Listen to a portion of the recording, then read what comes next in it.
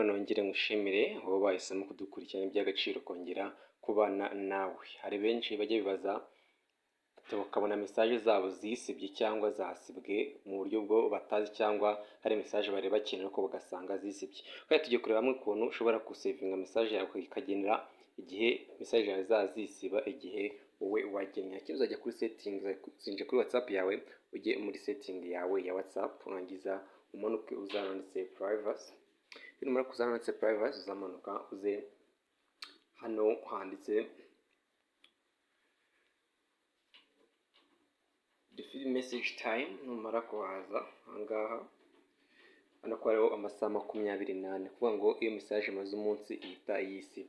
Uzaza kwa kande gutya makuza bana hano haba hariho iminsi 24, iminsi 7, iminsi 90 ubwo n'amezi 3 ndetse na off.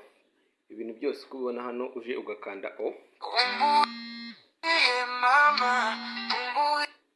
uvuga ngo iyo ukanze off ahangaha wavuze ko message zawe zitazajya zisiba cyangwa zosiba message wowe ushaka. Ariko ushaka kuzajya zisiba igihe runaka guhita amasaha 24 cyangwa iminsi 7 nyuma y'icyumweru zikisiba, cyangwa ugahita mu minsi 90 nyuma y'iminsi 90 ikisiba.